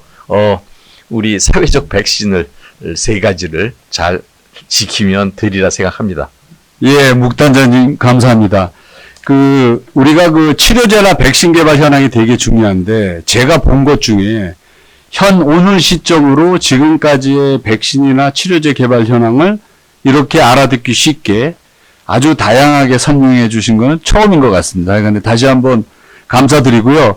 우리가 희망이 보입니다. 내년 8월에는 일단 백신 날 확률이 많고 치료제는 거기서 한 1년 더 있으면은 우리가 어느 정도의 치료제는 가질 수 있다. 희망이 보입니다. 그래서 이쪽 분야는 굉장히 많은 그 아이디어를 가지고 바이오 분야 분들이 상당히 많은 여러 가지 접근을 하고 있습니다. 그래서 가장 최근의 소식을 갖고 우리 묵단장님이 말씀드릴 수 있는 거는 국내에서 개발하는 현황을 지원하는 입장에서 봤을 때 무엇을 어떻게 현 상황이 어떻고 앞으로 어떻게 지원해야 되냐 이런 거를 항상 그 업데이트를 하시는 분이기 때문에 가장 최근의 뉴스를 잘 보여주신 것 같습니다. 아까도 잠깐 말씀을 하셨는데 아까 그 890개의 후보 물질이 있는데 사실은 그 중에 치료제가 있으면 개발한 거나 마찬가지예요. 근데 문제는 뭐죠? 임상을 하는 겁니다. 그러니까 일반인들이 임상에 몰아서 잠깐 말씀을 드리면 임상은 약이 처음에 이 약이 들을 것 같다 그러면 세포를 하고요. 그 다음에 이제 동물을 하고 그 다음에 가장 중요한 사람한테 적용을 합니다. 요거를 임상 시험이라고 합니다. 그게 1, 2, 3단계가 있는데 돈도 많이 들고 시간도 많이 듭니다. 그래서 일상일 때는 건강한 사람한테 이 약이 혹시 부작용이 없냐 요거를 보고요. 임상 이상이라는 것은 이 약이 과연 효과가 있는지를 확인합니다. 그러니까 처음 사람 할 때는 효과를 안 보는 거죠. 그 다음에 효과가 있네 그러면 상당히 인원수를 늘려서 많은 사람에 대해서 효과를 확인하는 게 임상 3상입니다. 그래서 이와 같이 이 바이오 제품은 기존의 전자제품이나 기계제품처럼 설계 끝나서 만들면 바로 나갈 수 있는 게 아니라 그 이후에도 확인하는 작업이 돈과 시간이 많이 든다는 거죠. 근데 왜 하느냐? 이게 성공이 했을 때는 그만큼의 피드백이 확실히 보장되기 때문입니다. 그래서 두뇌가 있는 대한민국 그 연구자들이 한번 파고들 수 있는 좋은 분야라고 생각합니다. 우리도 묵단장님이 조금 좀 말씀하셨는데요. 이게 뭐 후보 물질이 됐다고 하고 백신이 이제 된 게 아니라 그 다음에 이제 개발하고 대량 생산 준비 기간이 필요하는데 거기에 드는 기간이나 비용 같은 것도 좀 문제되는데 좀 말씀 좀 부탁드리겠습니다. 이 부분에 특히 오늘 그 말씀은 항체 치료제 집중해서 말씀을 드리겠습니다. 그게 원천적인 치료제이기 때문에 그렇게 이제 되는 것인데 항체 치료제의 경우에는 기간도 1년 반에서 2년의 이 생산 준비 기간이 필요하고요. 예. 그 사이에 임상 시험을 하는 거니까 시간은 비슷하게 걸릴 겁니다. 그게 뭐 겹쳐서 하는 것이니까요. 네. 그리고 두 번째는 이 가격입니다. 항체 치료제는 굉장히 많은 일들이 벌어지기 때문에 돈이 많이 들어가고, 현존하는 항체 치료제들 경우에 보면 1년 동안 치료할 때 드는 비용이 약 3천만 원 정도 비용이 들어갑니다. 그러다 보니까 우리의 이 항체 치료제도 가격이 만만치 않을 거다라고 보고 있고, 한 번 주사하는데 적게는 50만 원에서부터 많게는 300만 원 정도의 비용이 들어갈 거로 생각을 해서, 물론 우리나라에서는 지금 이 코로나19에 관련된 병은 일종 전염병으로 분류돼서 정부에서 전액을 내고 있기 때문에 뭐 개인적 부담은 없습니다만은 환자가 늘어나면 그게 다 우리 세금이잖아요. 그래서 가능한 한 어떻게 하면 비용을 줄일까에 대한 고민을 하고 있는 게 첫 번째고요. 또 하나는 여기 방금 화면에도 나와 있습니다만은 국내에서 개발한 약이 사용되면 제일 좋겠습니다만은 그거 뭐 너무나 당연한 건데, 만약에 우리나라보다 해외에서 더 빨리 개발이 되면 뭐 무슨 수를 써서라도 빨리 도입을 해서 국내에 도입을 해야 되겠다. 그래서 투트랙 전략을 정부는 쓰고 있습니다. 네. 국내 신약 개발을 지원하기 위해서 2010년 올해 약 940억 원의 개발비와 임상 비용을 지원을 할 계획을 가지고 있고, 이번에 추경에 통과가 됐고요. 두 번째는 해외에서 백신이나 치료제가 개발이 되면 빨리 도입을 하기 위해서 이미 치료제 렘데시비어는 긴급 사용 허가를 통해서 우리나라에 긴급 수입이 되고 있고요. 백신의 경우는 뭐 세계에서 아직 개발된 게 없기 때문에 그러진 않습니다만은 이미 이 영국이나 미국에 있는 회사들과 정부가 나서서 우리나라 기업들을 도와줘서 한국으로 도입이 될 수 있도록 체결이 그 MOU를 체결하기 위한 노력을 기울이고 있습니다. 지금 3시 59분입니다. 그런데 엠바고가 4시까지 걸려 있어요. 여태까지 말씀을 못 드렸는데 이제 4시에 엠바고가 풀리니까 가장 진도가 빨리 나고 있는 영국의 아스트라제네카라는 회사와 우리나라의 백신 회사가 4시 현재 MOU를 체결하고 거기서 개발된 백신을 한국에서 생산하고 그중에 일부를 우리 국민에게 접종할 수 있는 계약을 체결합니다. 어떻게 시간이 정확하게 제가 이 엠바고 시간을 맞출 수 있게 돼서 참 다행입니다. 아마 보도자료가 4시 현재 풀릴 것으로 생각을 하고 있습니다. 아니, 뭐, 이럴 수가 있는 거니까 4시에 엠바고가 풀리는데 그 시간에 이 시간은 제가 드린 겁니다. 네, 그렇습니다.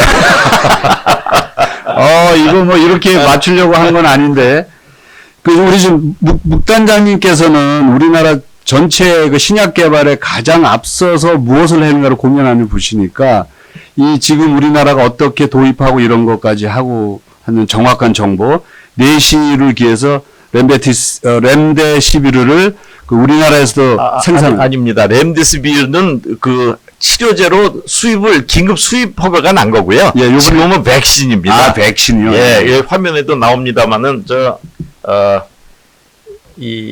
어느 백신이죠?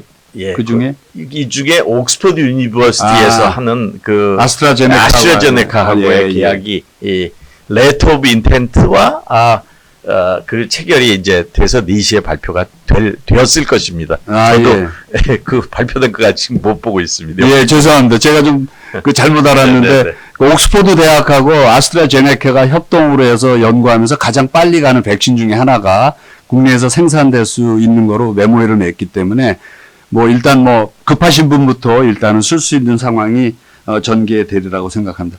이제 개발도 국내에 많이 되고 뭐 값은 좀 비싸지만 우리 묵단장 한번 여쭤보고 싶습니다. 우리나라가 그 선도적으로 1등으로 좀 개발할 수 있는 확률은 없습니까?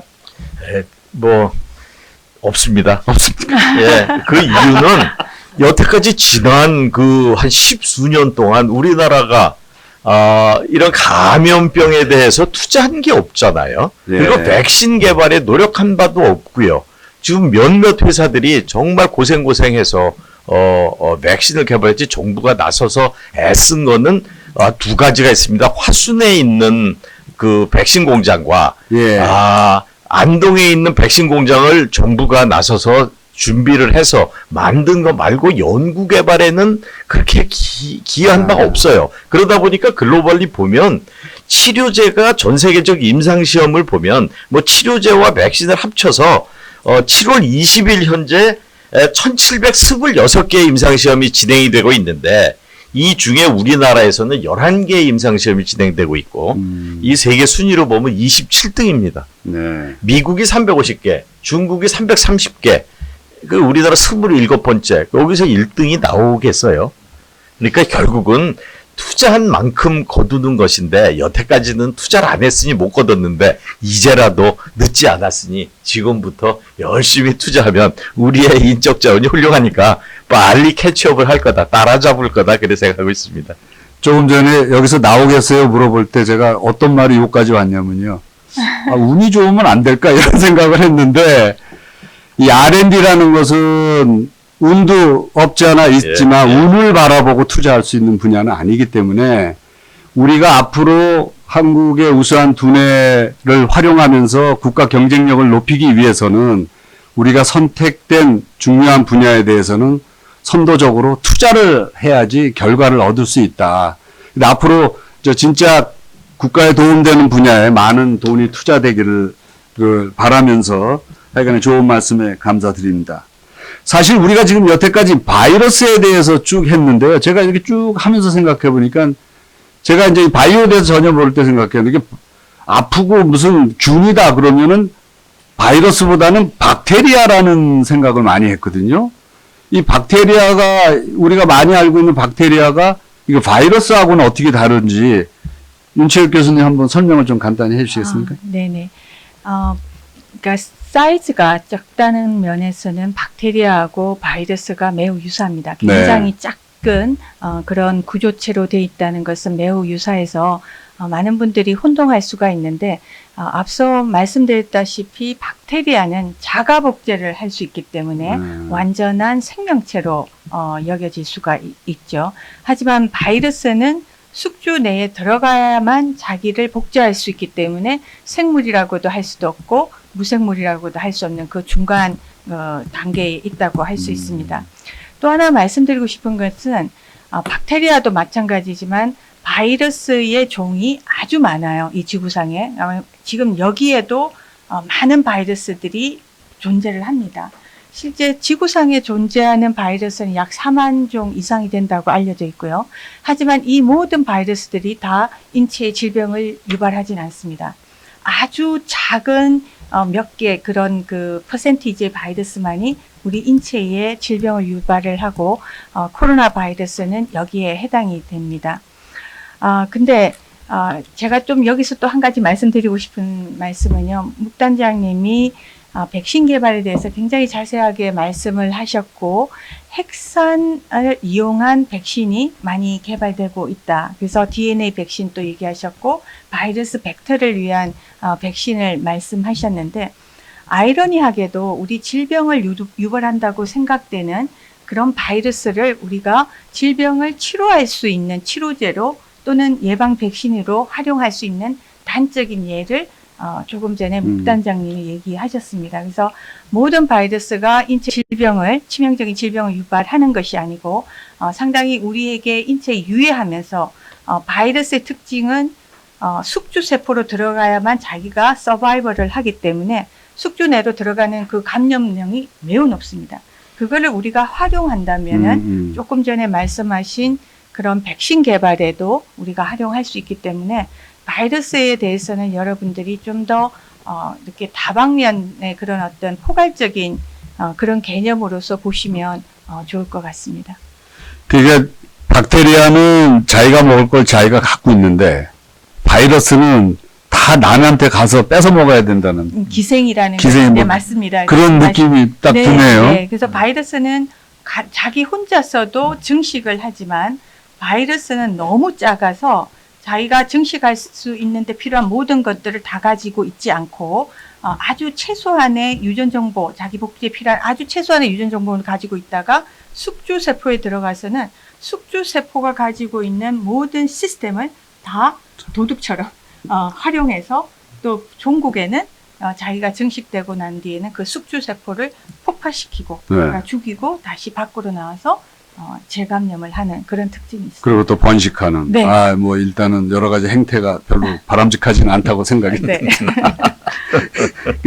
그리고 이게 아까도 말씀하셨는데 지금 윤 교수님이 하시는 전공이 그 바이러스를 비이클로 써서 그러니까 네. 바이러스가 자기가 먹을 게 없으니까 남의 몸에 들어가거나 즉 숙주에 가야 되는 능력이 탁월하니까 약을 넣을 때 바이러스의 이런 특성을 이용해서 그 약을 넣는데 그 바이러스 중에서 아까 말씀하신 것처럼 몸에는 그렇게 해롭지 않은데 사람 몸에 잘 들어가는 능력이 있는 친구를 들어가는 데 쓰는 도구로 사용해서 연구를 하실 수도 있다는 걸 얘기하셨던 것 같습니다. 그러니까 아까도 말씀하신 것처럼 바이러스 중에 우리한테 그렇게 유해롭지 않은 바이러스도 많은 것을 대부분은 쓴다. 그렇죠. 대부분은 그렇게 쓴다. 그러니까 아주 일부만이 문제가 인체에 됩니다. 심각한 질병을 유발합니다. 그리고 오케이. 정확하게 말씀하셨는데 우리 세포 내로 뭔가를 집어넣는다는 건 굉장히 어렵습니다. 여러 네. 장애물들이 많죠. 왜냐하면 우리 몸이 그만큼 잘 진화를 해서 외래성 어떤 물질에 대해서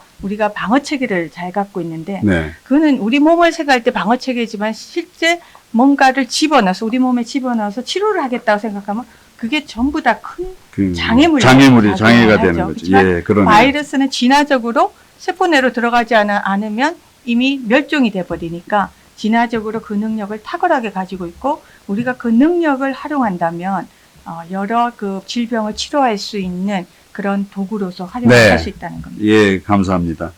저희들이 이렇게 진행하는 동안 이제 시청자분들의 그 질문을 저희들이 계속 모니터링을 했는데 그 중에서 저희들이 그 한두 가지 선택을 해서 한번 중요한 질문이신 것 같아서요. 한번 해보겠습니다. 코로나19 사태가 이어지면서 저를 포함한 대부분의 국민들이 절망감을 느끼고 계시기도 하고 직장과 가정에서 많은 어려움을 겪고 있습니다. 이러한 상황 극복을 위해서 백신이나 치료제 개발 이외에 우리가 뭔가를 해야 될 것 같은데 우리가 할 수 있는 일이 무엇이 있을까요? 라고 한 질문을 해줬습니다. 이거는 홍성욱 교수님께서 한번 답을 해주시면 좋을 것 같습니다. 예, 하여튼 어려운 문제, 네, 어려운 문제고요. 어렵네요. 저도 계속 겪고 있는 어려운 문제인데 저는 한 두 가지 정도를 좀 제안을 해보고 싶습니다. 하나는 일단 지금 뭐 계속 말씀하셨듯이 저희가 희망을 가지고 이렇게 삶을 이어가는 네. 생활을 이어가는 이런 그 적극적인 마음 자세가 굉장히 중요한 것 같고요. 이를 위해서 이제 사회적 연대와 어떤 심리적 연대 두 가지 그 연대를 제안을 해보고 싶은데요. 사회적 연대는 결국 이제 우리 사회의 어떤 가진 자, 상류층 뭐 이런 사람들이 그렇지 못한 이제 사람들을 위해서 좀 나누고 나눠야죠. 희생하고 네. 도와주고 하는 이제 이런 부분을 의미하는데 사실은 이제 지금 코로나 시대에 이제 상류층이 이제 뉴노멀인 거죠. 네, 그러니까 네. 새로운 상류층들이 등장을 하는데 만약에 누가 예를 들어서 원격 근무가 가능하고 예. 내 월급이 깎이지 않았다. 그러면은 사실은 그 사람은 이제 코로나 시대의 그 상류층이 되고. 이라는 거죠. 왜냐하면 많은 사람들이 사실은 굉장히 어렵거든요. 어렵고 뭐 그 소득이 줄어든 경우도 있고요. 당연히 많은 부분에서 소득이 줄어든 경우도 있고 더 많이 일하는 같은 소득을 벌기 위해서 더 많이 일해야 되는 경우도 있고 또 그 좀 위험한 환경에서 일을 하는 할 수 사람들도 없이. 많이 네, 있어요. 네, 뭐 네. 병원에 의료진들이 당연히 이제 위험한 환경에 노출돼 있지만은 병원을 청소하는 사람들 뭐 이런 그렇죠. 사람들도 과거보다는 훨씬 더 위험한 상황에 노출돼 있거든요. 근데 이제 일을 해야만 되는 이런 상황인 거죠. 근데 이제 만약에 내가 원격 근무가 가능하고 그냥 월급은 예전처럼 받고 있다 그러면은 내가 과거에는 안 그랬는데 지금은 이 시대에는 내가 상류층이구나 또 상류층으로 가져야 될 그 노블리스 오블리제 같은 그런 자세를 가지고 내가 갖고 있는 여러 뭐 능력이라든지 여러 뭐 자산이라든지 이런 것들을 좀 그렇지 못한 사람들과 나눌 수 있는 이런 어떤 자세와 함께 그리고 뭐 지금 정부가 적극적으로 추진하고 있는 어떤 뭐 재난지원금이라든지 네. 뭐 그 임대료 같은 것들을 좀 이렇게 낮춰서 받는 뭐 착한 건물 중동이라든지 이런 것들이 이렇게 결합될 때 우리에게 이제 좀 이런 문제를 극복할 수 있는 하나의 힘이 될 수 있지 않나. 그게 이제 사회적 연대 연대고요. 심리적 연대는 사실은 많은 분들이 뭐 저도 약간 그렇지만은 코로나 사태에서 굉장히 어려운 부분 중에 하나가 어떤 약간 우울감 같은 거, 그쵸. 무력감 같은 거 이런 것들을 그 호소를 하거든요. 사실 그 이제 저희가 뭐 이런 그 격리 기간 동안에 아주 그 우울해져서 뭐 심지어는 뭐 굉장히 극단적인 선택을 한 이런 그 사례들도 있듯이 사실은 인간이 그동안 사람을 만나면서 같이 부대끼고 어울리고 얘기하고 밥 먹고 술 마시고 노래하고 이러면서 그 진화를 해온 존재들이거든요. 근데 그런 걸 이제 못했을 때 갑자기 생기는 어떤 우울함 같은 것들을 좀 이렇게 서로 보듬어주고 서로 이렇게 다듬어주고 뭐 전화라도 한 통 더 걸어주고는 이런 그러니까 어떤 내 주변에 있는 사람들 혹은 나는 좀 멀리 떨어져 있지만 그래도 이어져 있는 사람들의 어떤 마음을 좀 이렇게 보듬어주는 그런 또 심리적 연대가 중요하지 않나 생각을 합니다. 그래서 이런 것들을 통해서 우리가 이 사태가 뭐 조금 더 진행이 된다 그래도 이 코로나19 사태를 좀 슬기롭게 이겨낼 수 있지 않나 생각을 합니다. 아주 좋은 말씀을 하신 것 같아요. 우리가 이제 코로나를 겪으면서 많이 힘든 사람이랑 큰 어려움 없이 지나가는 사람. 아까 말씀하신 것처럼 코로나19를 지났는데도 월급을 똑같이 받는다. 이건 월급이 같은 게 아니라 제가 보기에는 월급이 늘어난 거나 마찬가지일 것 같습니다. 왜냐하면 왔다 갔다 뭐 교통비도 안 들고 모임도 적고 그래서 이런 분들도 사실은 나만 괜찮다가 아니라 나 말고 훨씬 어려워질 수 있는 사람들을 생각해서 그 나눔의 어떤 기쁨을 좀 공유하는 그런 사회적인 분위기도 우리가 곰곰이 자기 상황에 따라서 생각해 보는 것이 좋지 않나 아주 좋은 말씀을 하셨습니다. 근데 이제 저희가 이제 질문을 하나 또 왔는데 아주 재미난 게 있습니다. 요건 조금 다르긴 한데 제가 한번 읽어보겠습니다. 저는 코로나 이후의 세계에 대해서 관심이 많습니다. 코로나19 백신이나 치료제가 나온다고 해도 이전과 완전히 동일한 상황은 안 될 것 같아요. 근데 현재 우리 가정, 학교, 직장, 의료, 또 경제 많은 분야에서 변화했을 것 같은데 그 전문가들의 요 분야에 대한 의견이 좀 궁금한데요. 한 가지 제가 진짜 궁금한 건 주식이나 부동산은 어디에 투자하면 좋을까요? 아주 이거 직설적인 질문을 하셨는데 요 잘 들어보신 거면 좋을 것 같아요. 근데 요 질문은 저희들이 이쪽 분야 전문가가 아니라서 여기 마침 과학기술인 공제회에 큰 돈을 가지고 사회 여러 산업 분야에 투자하고 계시는 강문필 전략투자실장님께서 나와 계신다. 그래서 실장님께 한번 요 답변을 한번 깜짝으로 한번 여쭤보는 시간을 갖도록 하겠습니다. 실장님 어떻게 답변 가능하시죠? 네, 잘 부탁합니다. 네, 안녕하세요. 과학기술인 공제회 강문필입니다. 네, 질문하신 거에 대해서 말씀을 드리면 우선 교육과 의료에서 변화가 예상이 됩니다. 비대면 온라인 교육이라는 큰 흐름에서 보면 앞으로 초등학교는 가르치는 교육에서 일종의 보육의 공간으로 변모할 가능성이 있습니다. 의료에 대해서 말씀을 드리면 이 원격 진로 논의가 활발해지면서 병원에서도 환자 중심의 서비스가 변화가 예상이 되고요.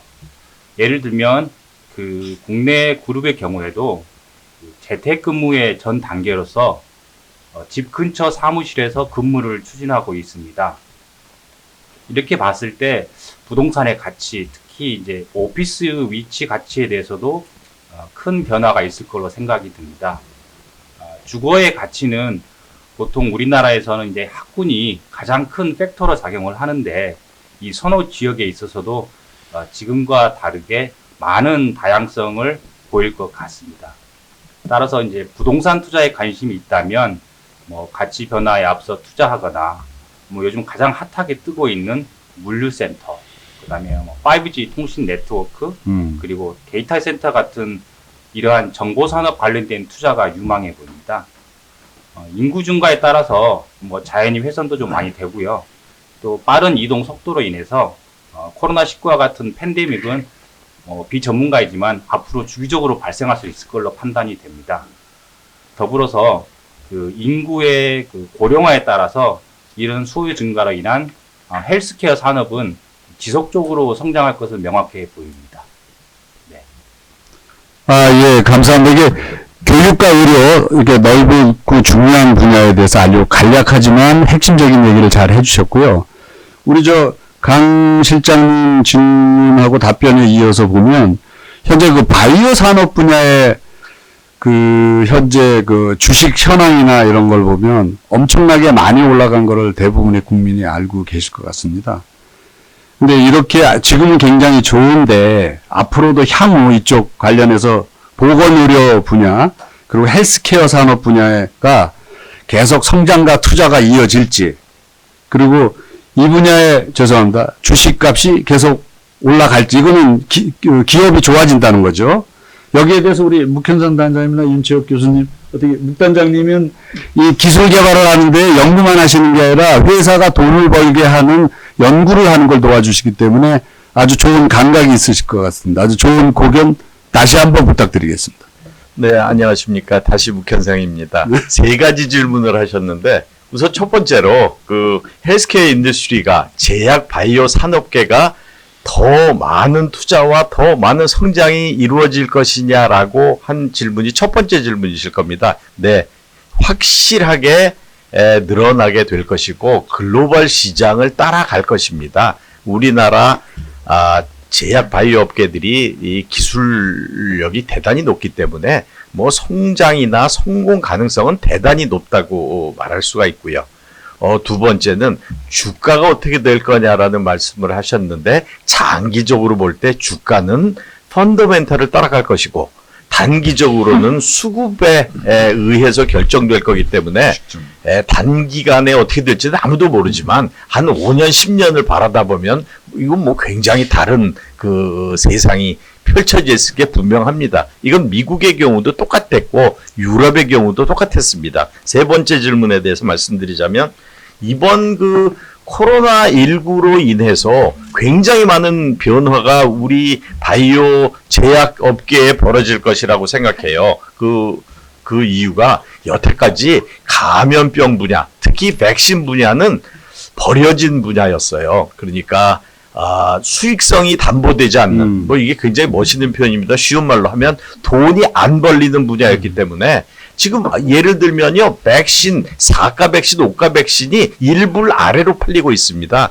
이게 본전도 안 나오는 비즈니스였어요. 그러니까 대기업들도 글로벌 빅파마들도 여기 잘 안 들어갔죠. 그런데 이제 세상이 달라지고 있죠. 이 백신의 노력을 안 하면, 백신 개발을 안 하면 이거 뭐 굉장히 큰 문제가 그 회사 경영에 문제가 벌어질 것을 이제 대기업의 경영자들이 다 깨닫고 개발은 물론이고 개발 능력이 없는 회사들은 작은 회사들을 마구 사들이고 있습니다. 이건 바꿔 말해서 우리 바이오 제약 산업에서 이 감염병 분야, 특히 바이러스 감염병 분야에 대해서는 아주 커다란 이 물결이 몰아쳐오고 있다라는 것을 말씀드릴 수 있겠습니다. 예. 하여간에 코로나19가 많이 변화시켰지만 이 감염병 쪽이 가장 크다는 말씀을 또 해주셨습니다. 왜냐하면 지금 말씀하신 것처럼 감염병은 올 수도 있고 안 올 수도 있고 오면 큰일 나고 하기 때문에 기업체들은 개발을 할 수 없습니다. 수십억 수백억을 들여서 개발했는데 안 와서 무용지물이 되면 다 회사가 적자가 나니까 이건 국가적으로만 일부 했던 건데 지금 말씀이 이제 이것이 회사가 돈을 벌 수 있는, 뭐 저희 자꾸 돈 얘기해서 뭐하지만 뭐 회사가 돈을 벌어야 돌아가니까요. 그래서 좀 많이 달라질 거다라는 좋은 예측을 해주셨습니다. 근데 이제 저희가 이제 질문을 또 온 것 중에 마지막으로 하나 더를 한번 그 답변을 한번 청해 듣겠습니다. 이준영 분께서 해주셨는데요. 돌연변이가 많이 일어나면 아주 중요한 질문 같아요. 이 돌연변이가 계속 일어난다는 얘기는 올해 쓴 약이 있는데 내년에 다른 돌연변이 나오면 이거 들어 안 들어? 이거 안 들으면 다 우리가 헛수고한 거 아니냐 뭐 이런 얘기인데요. 돌연변이가 많이 일어나면 현재 개발 중인 치료제가 나중에도 효과적으로 치료제 역할을 수행할 수 있나요? 이건 우리 윤채욱 교수님 부탁드리겠습니다. 네, 굉장히 좋은 질문이시고요. 사실 저희처럼 바이러스를 연구하는 사람들이 처음에 코로나19가 출몰을 했을 때 가장 염려했던 그 부분이기도 합니다. 앞서 말씀드렸다시피 코로나19 바이러스는 RNA 바이러스고 이로 인해서 돌연변이가 DNA 바이러스 대비해서 많이 일어나게 됩니다. 그 얘기는 현재 개발 중인 치료제가 다 개발이 끝나는 시점에 왔을 때, 아까도 말씀드렸다시피 그 개발하는데 수년이 걸립니다. 3상을 끝내야 되고 또 생산하는 데는 굉장히 큰 시설과 많은 노하우가 필요하기 때문에. 근데 그때 생산할 때니 이미 바이러스는 달라져 있는 거죠. 실제 벌써 이 코로나19 바이러스의 경우에는 3번의 큰 돌연변이가 이미 있었다고 보고가 되고 있습니다. 그래서 현재 개발 중인 치료제가 나중에 효과적으로 치료제 역할을 못할 가능성이 없다고는 말씀을 못 드립니다. 있긴 있는데 또 똑같지는 않다 하더라도 크로스 리액티비티라고 해서 서로 약간 비슷해도 면역 반응을 충분히 유발할 수도 있기 때문에 아직까지는 그 코로나 바이러스의 돌연변이로 인해서 현재 개발 중인 치료제가 전혀 역할을 수행하지 못한다 이렇게 단정 지을 수는 없죠. 그래서 저럴 가능성은 있기 때문에 우리가 많은 종류의 다른 그 백신이라든지 또 치료제를 개발을 하고 있는 것입니다. 네, 감사합니다. 여기에 좀 네. 한 말씀 보태면 예, 예. 바이러스도 영악하게 변신을 하는 것처럼 네. 이 개발하는 제약회사, 연구소, 과학자들도 예. 아주 영특하기 때문에 지금 현재 개발되고 있는 항체 치료제들은 이미 변이가 일어난 3가지를 포함해서 6종류의 변이에 대해서 미리 개스를 해서 미리 예측해서 개발 중에 있습니다. 그러니까 적어도 그 범위 내에서 변이가 일어난다면 똑같은 걸 써도 아무 이상이 없다는 말씀이고요. 백신의 경우도 지금 현재 약 6종에서 10종의 변이에 대해서는 대응을 하는 그 백신을 준비하고 있고, 또 하나는 백신이 새로운 형태, 아주 변이가 많이 일어날 걸 대비해서 완전히 새로운 물질에 의한 백신 2종류를 백업으로 따라 붙여서 개발하고 있습니다. 그러니까 아까 우리 윤 교수님 말씀하신 것처럼 크로스 리액티비티를 통한 해결책도 있을 수 있고, 그게 되면 제일 좋지만 그거를 넘어서도 정말 황당무계한 변이가 일어날 거를 대비해서도 몇 개의 백업 물질들이 임상을 쫓아가면서 백업으로 쫓아가고 있습니다. 그러니까 우리 휴먼 빙도 바이러스만큼이나 영특하게 대처를 진행하고 있습니다. 진행하고 있습니다. 저도 여기 대해서 잠시 조금만 첨언하겠습니다. 저 네. 굉장히 동의합니다. 묵단장님 말씀하신 거. 실제 RNA 바이러스로서 대표적인 게 HIV가 있습니다. 이 HIV는 벌써 출몰한 지 40년이 지났지만, 네. 그러니까 거의 40년이 됐습니다. 지난 건 아니고요. 거의 40년이 됐지만 아직까지 그러니까 백신, 예방 백신이 나오지 않았어요. 에이즈 바이러스, 에이즈 바이러스가 HIV거든요. 예. 그리고 또 그 이볼라 바이러스도 RNA 바이러스입니다. 아직까지 예방 백신이 나오지 않았고, 그다음에 이제 사우스 메르스는 아까도 말씀드렸다시피 코로나 바이러스니까 당연히 RNA 바이러스인데 아직까지 백신이 나오지 않았습니다. 그러니까 제가 말씀드리고 싶은 것은 이것 백신을 만드는 게 굉장히 어려울 수 있다는 것을 우리가 알아야 된다는 거죠. 하지만 묵단장님 또 말씀하셨다시피 지금처럼 전 세계의 모든 제약사가 코로나 백신을 만들기 위해서 또 치료제를 만들기 위해서 온 그 노력을 모든 자금이라든지 시설이라든지 인력을 동원한 적은 없었습니다. 지금처럼 많이 한 예가 없었다는 거죠. 그래서 바이러스가 매우 영악하다 얘기하셨는데 맞습니다. 영악해서 계속적으로 자기 변종을 만들어 나가지만 그 이전보다 그 어느 때보다 기술의 발전이 이루어져 있고, 그래서 저희가 여러 면에서 더 옛날보다 더 많이 집중을 하고 있고, 또 뭐 산업적으로 볼 때는 돈이 있는 곳에는 또 개발을 하려고 하는 그런 어떤 그 니드에 대한 그 요구에 부응하는 것들이 있기 때문에 저도 RNA 바이러스라서 굉장히 백신 개발이라든지 이런 것들이 어렵다고는 생각하지만 지금은 그 이전의 코로나 바이러스나 메르스하고는 다른 그 전망이 있을 수 있다. 좋은 시나리오가 만들어질 수 있다고 생각을 하고 또 그렇게 되리라고 강력하게 믿고 싶습니다. 네. 예, 이게 이 바이러스를 퇴치하기는 확실히 어렵고, 우리가 믿을 수 있는 것은 이쪽 분야에 대한 과학기술인입니다. 이거를 해결할 수 있는 분이 과학기술인 말고 어떤 분이 이거를 해결할 수 있겠습니까? 그러니까 우리의 생명에 관한 연구를, 그 생명에 관한 것을 할 수 있는 것은 어떤 분야보다도 이쪽 분야 과학기술인 분들의 그 분투를 기원하는 바입니다. 자, 이제 저희들이 이제 바이러스를 죄송합니다. 백신이나 이제 그 치료제를 개발을 이제 되겠다라는 생각은 좀 갖고 있는데요. 우리가 이제 이거에 대해서 또 한번 생각할 게, 아까 우리 홍 교수님 좋은 말씀하셨는데, 이게 상류층이 아니다. 이거 상황이 바뀐다는 거 하고요. 또 사람들 간의 불평등이라든가, 요즘같이 그 추적과 감시가 이게 추적이냐 감시냐 모호해진다. 이런 사회적 변화가 또 상당히 많이 더 있을 것 같습니다. 그래서 요거에 대해서 추가적으로 좀 한번 말씀을 부탁드리겠습니다. 예, 지금 뭐 여러 가지 논의가 나왔는데요. 아마 미래가 어떻게 될 거냐, 앞으로 한 2, 3년 뭐 혹은 10년 뒤가 어떻게 될 거냐 뭐 예상하기 굉장히 힘든 부분들이 많이 있는 것 같습니다. 저는 만약에 이 코로나 사태가 네. 어떤 이유에선가 우리가 이제 뭐 의학적이건 사회적이건 종식이 선언된다고 했을 때 그게 뭐 내년이 될지 올해 말이 될지 뭐 내후년이 될지 정확히 모르겠지만 그랬을 때 이 사회의 어떤 부분은 과거로 돌아갈 것 같아요. 우리가 굉장히 네, 그리워했던 그런 과거로 돌아갈 것 같고 다시 이제 뭐 캠퍼스에는 학생들이 모여서 와글와글 이렇게 좋죠. 대화를 하고 예 그럴 것 같지만 또 어떤 부분은 과거로 안 돌아갈 것 같습니다. 지금 뭐 정확히 예상하기는 힘들지만은 많은 사람들이 몇 년 전에 있었던 어떤 세계 여행의 그런 붐 같은 것들은 다시 일어나지 않을 거다라고 예상을 하기도 해요. 그러니까 네. 사람들이 여행 없이는 이제 못 살 것 같다고 생각을 했었는데 그렇죠. 꼭 그건 아니거든요. 예, 그래서 그런 식의 어떤 글로벌 투어리즘의 전성기는 끝났다라고 그 예상을 하기도 합니다.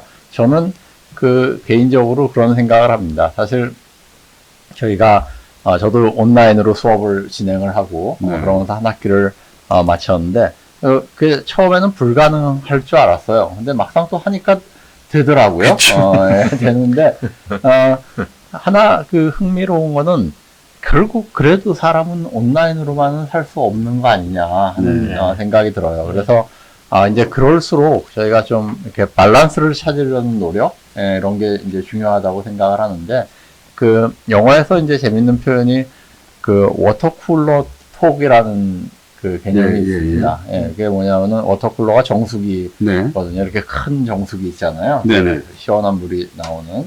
근데 그 회사에서 사실은 그 어떤 굉장히 재밌는 아이디어들, 이노베이티브한 생각들, 그런 것들이 떠오르는 거는 책상머리에 앉아서 이렇게 자기가 작업하고 이럴 때가 아니라 그 정수기 옆에 모여갖고 사람들이 그냥 우연히 이런저런 얘기를 나눌 때, 그럴 때 이제 그런 아이디어들이 떠오른다는 거죠. 사실은 그게 이제 실험실 연구를 한 경험 연구에서도 그 비슷한 그 결과가 있습니다. 맞습니다. 어떤 실험실에서 굉장히 좋은 논문이 나왔는데 그 좋은 논문의 아이디어가 어디서 나왔냐?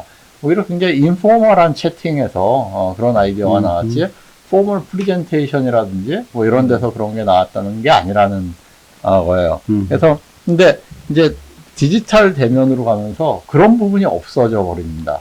그러니까 굉장히 토론이나 대화나 이런 것들이 형식적인 것이 되어버리고요. 이렇게 즉흥적으로 일어나는, 즉흥적으로 뭐, 예를 들어서 뭐, 누구 뒷담화 얘기를 하다가, 네. 갑자기 뭐, 그렇죠. 재밌는 얘기를 이렇게 발전을 한다든지, 뭐 이런 부분들이 사라져버리는데, 그런 것들을 좀 의도적으로라도 어떤 방식으로라도 좀 집어넣는, 예, 그래서 좀 이 디지털과 실제 세상의 어떤 밸런스 같은 것들을 조금 잘 조정을 하는 이런 노력들이 저희가 당분간은 좀 꾸준히 같이 가져야 되지 않나라고 생각을 합니다. 예, 예.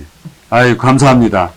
사실 이제 저희들이 원래 예상한 게 4시 반인데 저희들끼리 열띤 토론을 한 건지 모르지만 시간이 한 2, 3분 지났는데 이제 마무리 시간이 가까워지고 있습니다. 그래서 이제 세 분 고생 많이 하셨고요. 마지막으로 그 한 1분 정도씩 시간을 드리겠습니다. 이제 뭐 우리가 솔직히 말씀드리면 일부 시나리오에서 정한 거 말고 본인이 꼭 하고 싶었던 얘기에 대해서 한 1분 정도씩 한번 말씀하시면 어떨까 싶습니다. 우리 윤채혁 교수님 먼저 부탁드립니다.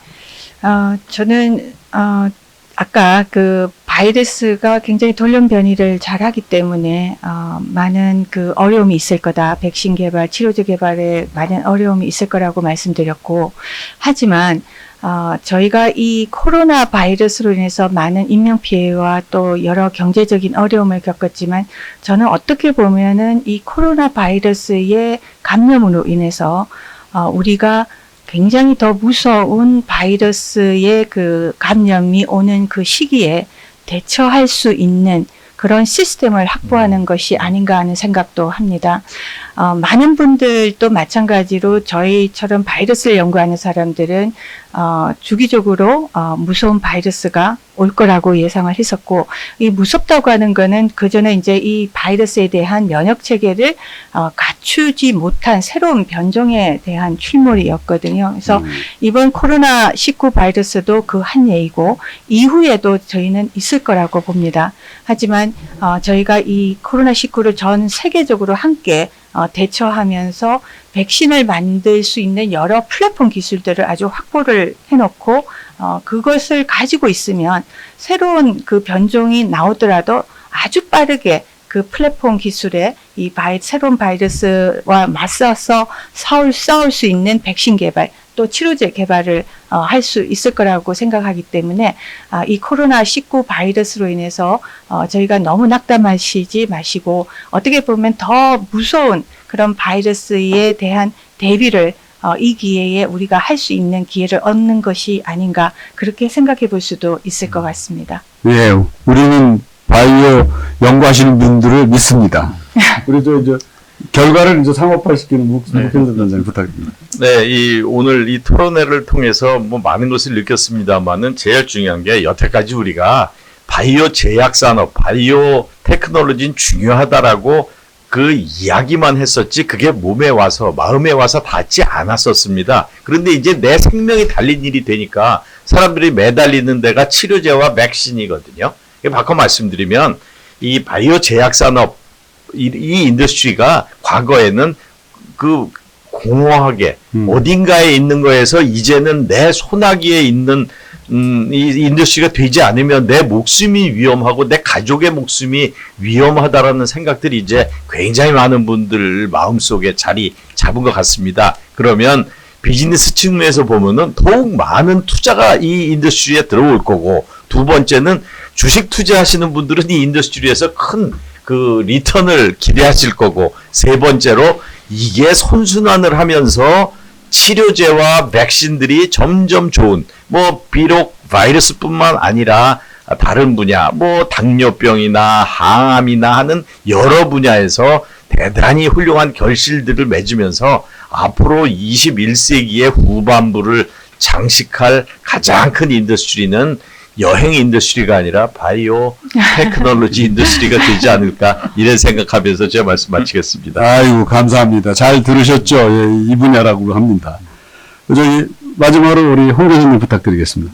예, 전 뭐 마지막이기 때문에 조금 사변적이고 추상적인 얘기 좀 해보자면은 저는 이번 사태가 약간 이 세상이 지구가 혹은 자연이 바이러스를 통해서 인간한테 말을 걸고 있는 게 아닌가 하는 그런 생각을 하게 됩니다. 그러니까 너희 그런 식으로 살면 안 된다 라는 얘기를 정보를 준다. 자꾸 던지고 있는 게 아닌가.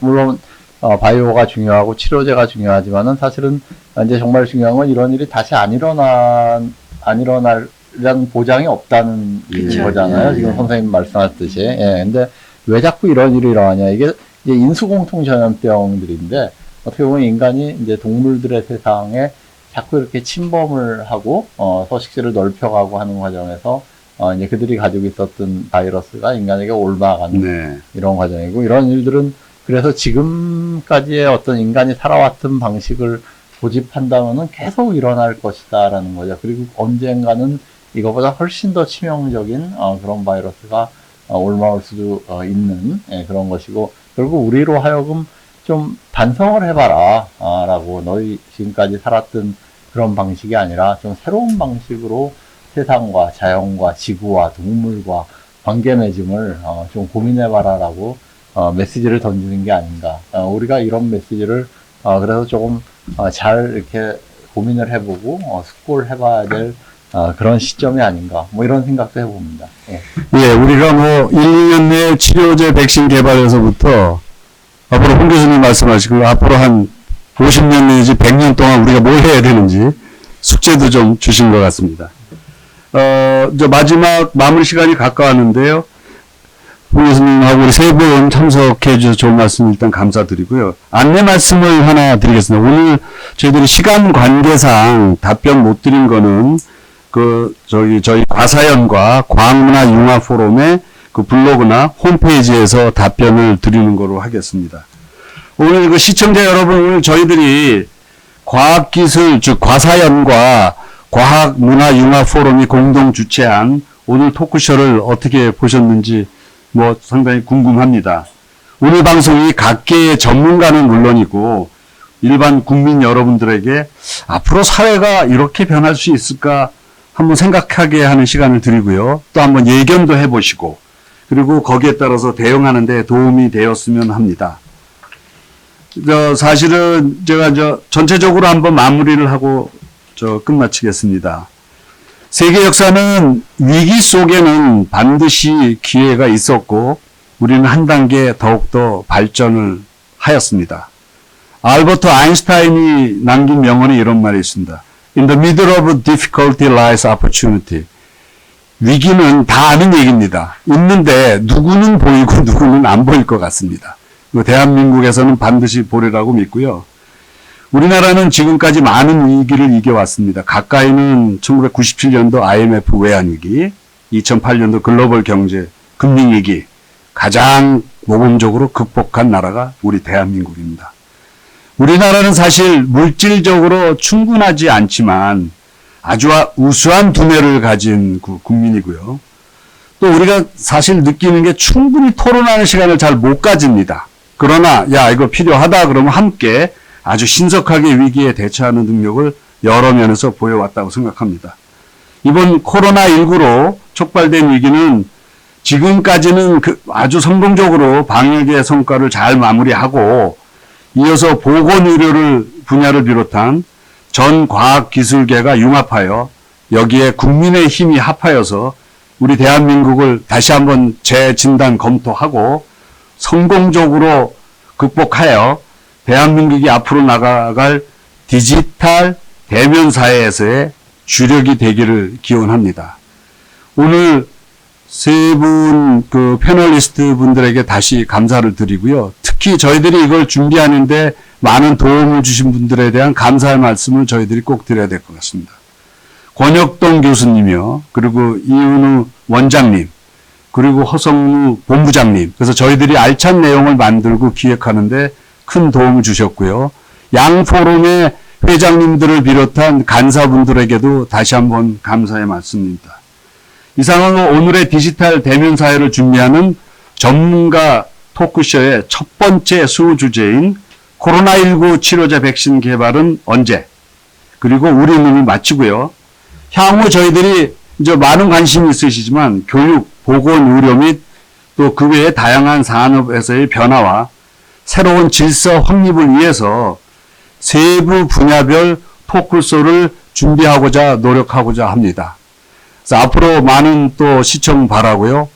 마지막으로 오늘 준비하시고 우리 또 기술 테크닉 팀에도 다시 한번 감사드리고요. 참석하신 세 분께 모두 크게 감사를 드립니다. 이것으로 오늘 토크쇼를 마치겠습니다. 감사합니다. 네, 감사합니다. 네, 수고하셨습니다.